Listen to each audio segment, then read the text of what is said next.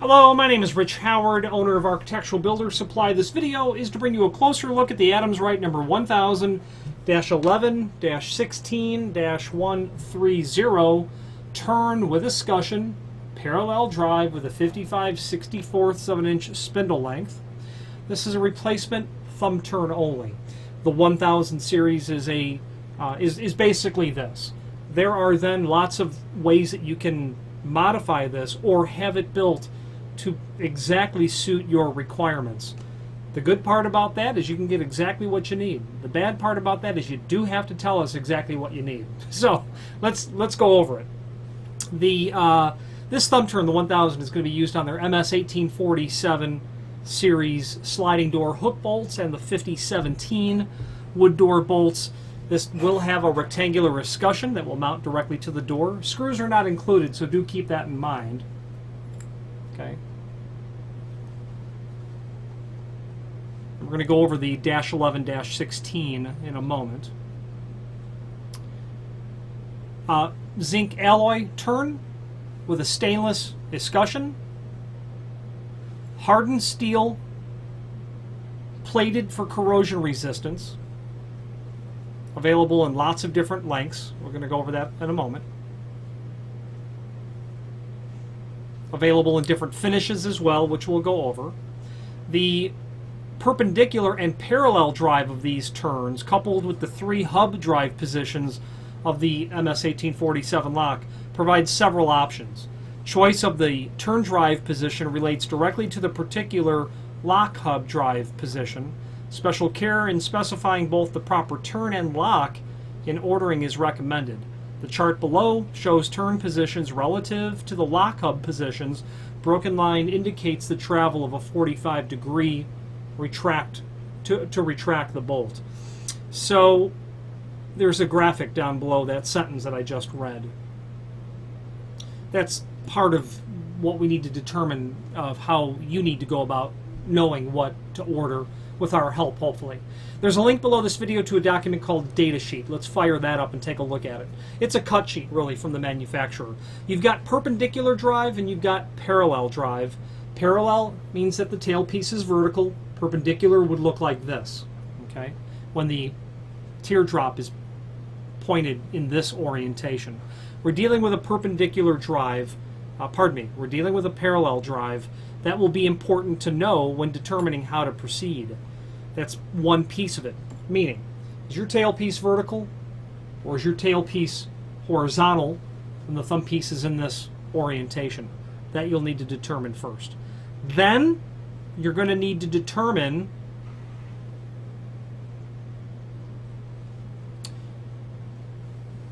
if you want this hardware to be assembled or unassembled.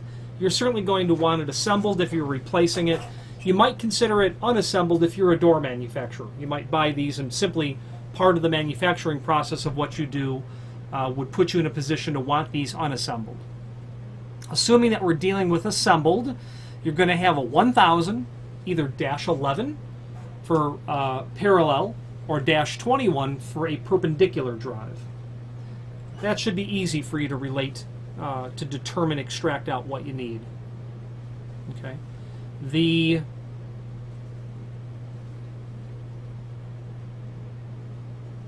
-11 is derived by determining parallel or perpendicular.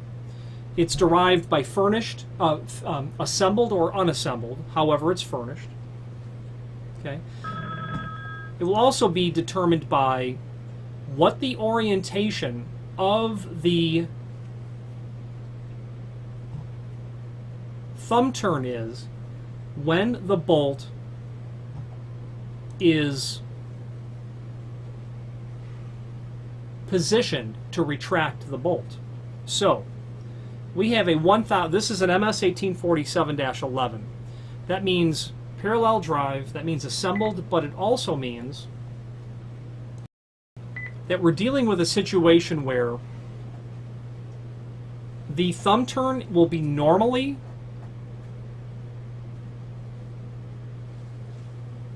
in this sort of orientation when you've got a locked scenario, a locked door. When you retract the bolt, the dotted line below shows that the tailpiece, or the turn knob will be vertical when you are in the retracted position. Why is that important? Well, think about trim on the door, on the frame. You basically need to be able to get your hand to operate that. You might not be able to turn it this way to retract because it might hit the jamb, depending on the swing of the door. Well, not the swing, yeah, the hand of the door, whether it slides this way or it slides this way. That's all going to conspire to put you in a position of having to know exactly what you're working with. Meaning if you've got one particular hand, let's say it's a left hand, which would actually, let's say it's a right hand door, meaning that when you are on the exterior, the door will go from left to right. You're probably going to want to have the dash 11. If you have the opposite hand, you'll need a dash 13. So that's where all that's going to come in. But then there's the dash 11 where it will basically either just rock partially this way and partially that way. Okay? One would never think there was so much involved to just a sliding piece of hardware. Now, we're going to move on to the length of the tailpiece, the spindle. Page 2 of the link to the data sheet shows us the L dimension on the left-hand side.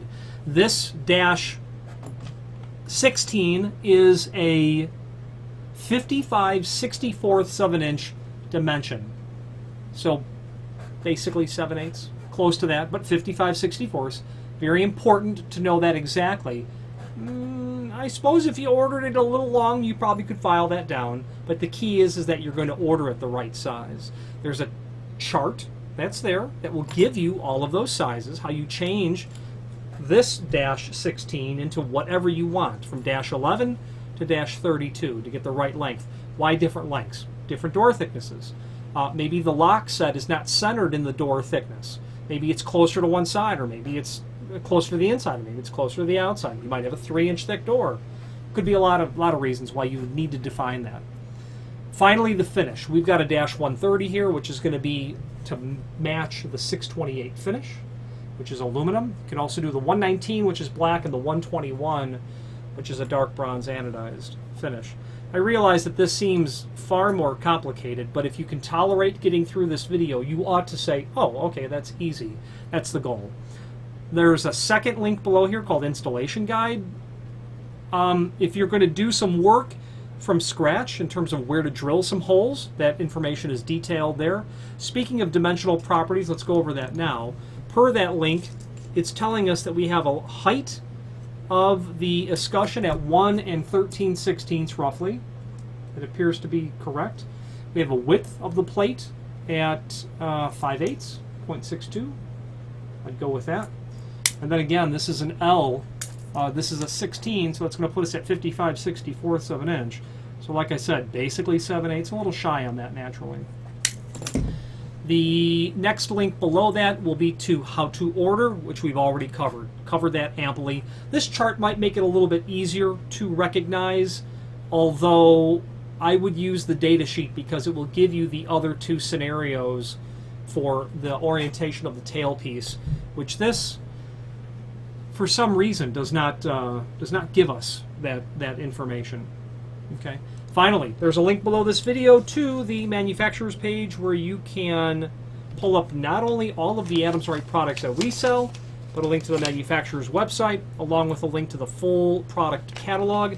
I'm partial to Adams Rite, and it's not only because it's good quality hardware, but their customer service is exceptional. Their technical support is even better. But the fact that they publish paperwork that can help you exactly determine what you need and make those pieces available for you to purchase. Let's say you've got a sliding door lock, it's worked for 20 years, and really all you need is just a replacement thumb piece. They don't make you spend $100 for an entire new lock.